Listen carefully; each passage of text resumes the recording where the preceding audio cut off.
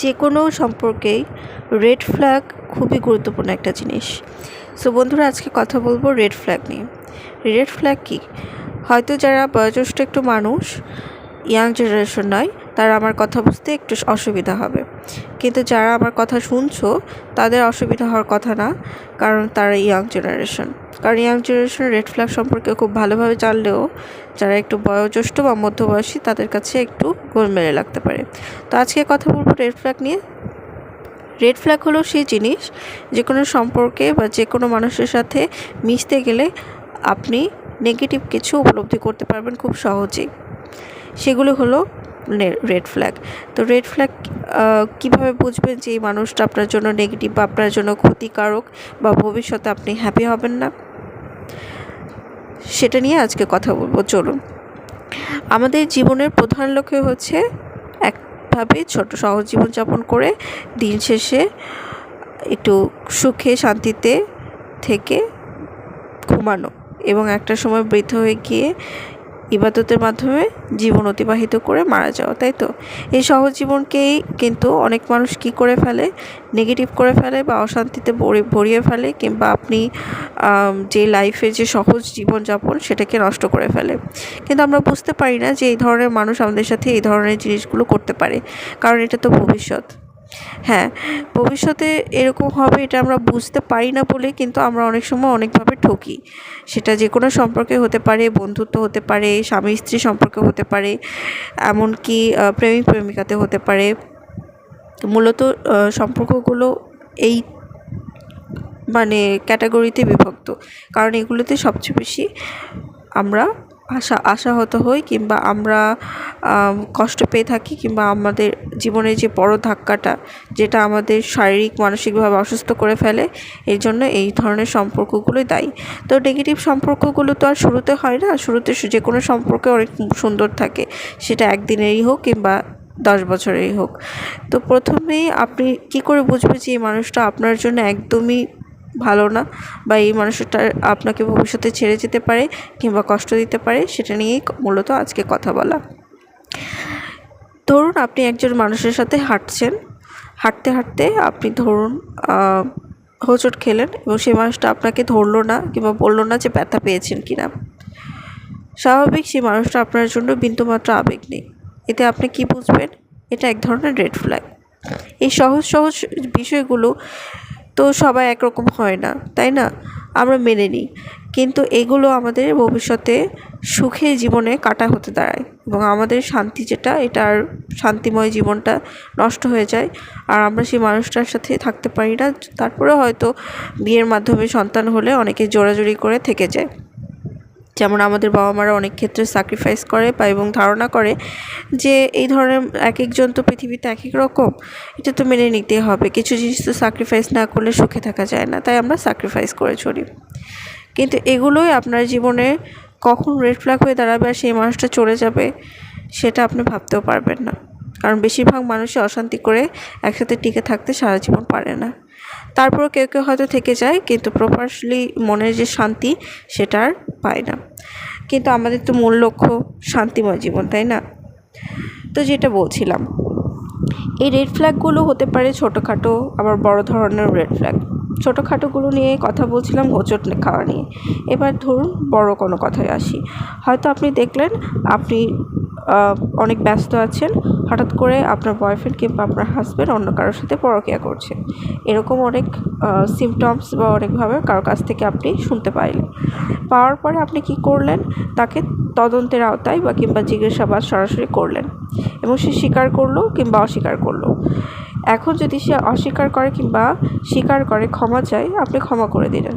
এই জিনিসটা বারবার হতে থাকে, কারণ মানুষ স্বভাবতই খুব সহজে চেঞ্জ হয় না। মানুষের কিছু কিছু স্বভাব থাকে যেটা সারা জীবন থাকে, এবং এটাই বাস্তব, আপনাকে মেনে নিতে হবে। হয়তো কেউ ভালোবাসার জন্য চেঞ্জ হতে পারে, কিন্তু খুব একটা চেঞ্জ হওয়ার প্রবণতা মানুষের মধ্যে তেমন দেখা যায় না। আপনি এভাবে ক্ষমা করছেনই, কিন্তু একদিন আপনাকে সে ক্ষমাটার করার পরও সে আপনাকে একদিন হুট করে ছেড়ে দিল বা আপনাকে ব্লেম দিয়ে চলে গেল। তখন আপনি কি করবেন? আপনার তো মাথায় হাত, কারণ আপনি ভালোবাসতেন, তাকে বারবার ক্ষমা করেছেন এই জন্য, কিন্তু সে আপনাকে ঠকে দিয়ে চলে গেল। অর্থাৎ আপনাকে এই যে এই রেড ফ্ল্যাগ, এটাতে আপনি সতর্ক হলেন না। অর্থাৎ মানুষের জীবনে সবুজ ফ্ল্যাগ অনেকগুলো থাকা সত্ত্বেও যখন আমরা রেড ফ্ল্যাগকে ইগনোর করি, তখন জীবনে ধ্বংসের দিকে এগিয়ে যায়। তখন আপনি মানসিকভাবে শারীরিকভাবে অসুস্থ হলে আপনি জীবনে কাজগুলো করতে পারছেন না, সাকসেসফুল হচ্ছেন না, আপনি দিন শেষে কিন্তু আপনারই ক্ষতি করলেন। তাই বারবার ক্ষমা করা থেকে বিরত হতে হবে এবং নিজেকেই সরে যাওয়া উচিত এইরকম মানুষের কাছ থেকে। তো এটা তো গেল বিরাট বড় একটা রেড ফ্ল্যাগ।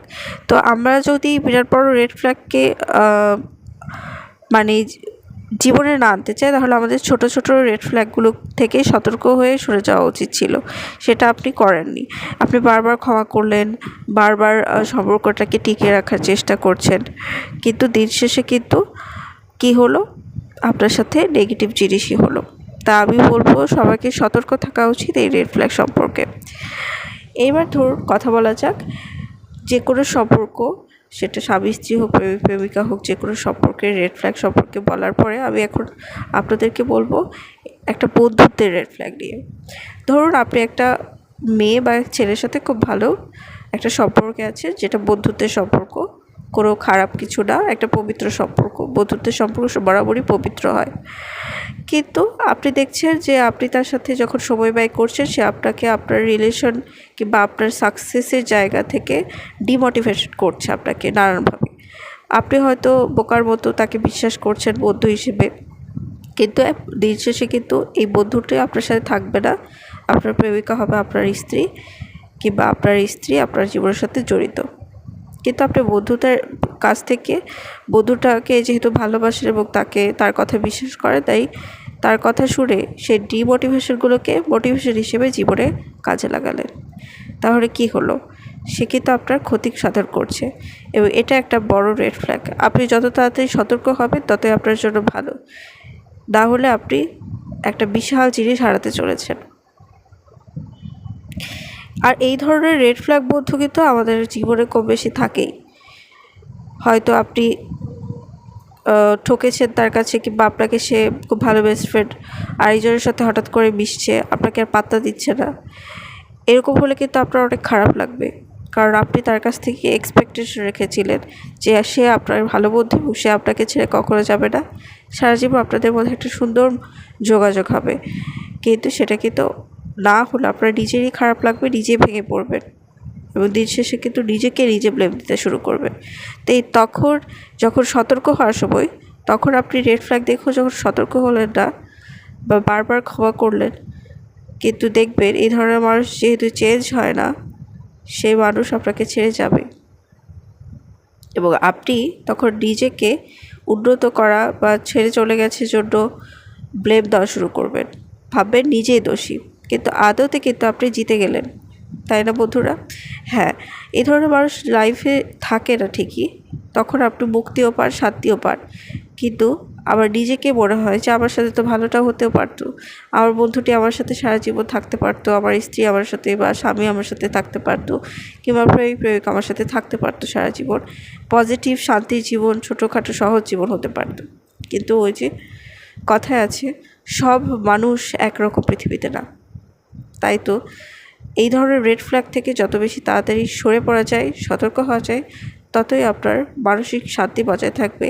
নতুন নতুন মেমোরি তৈরি করতে গেলে কিন্তু ভবিষ্যতে যখন আপনি কষ্ট পাবেন বা হোঁচট পাবেন, সেই মেমোরিগুলো মনে পড়ে আপনার খারাপ লাগবে এবং দীর্ঘদিন আপনার সাথে এই মেমোরিটা কিন্তু থেকে যাবে। মানুষ আদতে ভোলার চেষ্টা করলেও আমাদের মস্তিষ্ক কিন্তু সহজে মানুষের সাথে যেগুলো সম্পর্ক আমরা তৈরি করি সেগুলো সহজে বলে না, তাই তখন মনে হবে যে নিজে মনে হয় দোষী। তাই এই ধরনের মানসিক পরিস্থিতি আপনার জীবনে বিপর্যয় ডেকে আনতে পারে। শারীরিকভাবে আপনি অসুস্থ হয়ে যেতে পারেন এবং অনেকে তো সুইসাইডও করে ফেলে।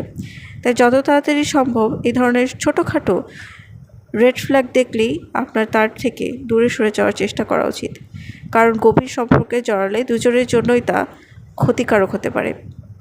এখন কথা হচ্ছে, আপনি হুট করে একটা মানুষকে ক্ষমা না করে হুট করে সম্পর্কে এসে একটা ছোটোখাটো রেড ফ্ল্যাগ দেখে কেন দূরে সরে যাবেন?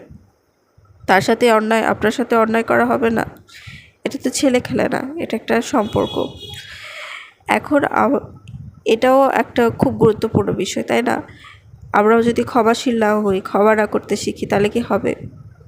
কিন্তু ম্যাক্সিমাম মানুষই কিন্তু স্বভাবগত দিক থেকে হুট করে পাল্টে যায় না। বিভিন্ন পরীক্ষায় দেখা গেছে একটা মানুষের যদি স্বভাব থাকে দাঁত দিয়ে মুখের নখ খাওয়া, সে স্বভাব কিন্তু তার মৃত্যু পর্যন্ত থেকে যায়। বিভিন্ন রকমের মুদ্রাদোষ মানুষের থাকে, যেগুলো মানুষ সারা জীবন বয়ে বেড়ায়।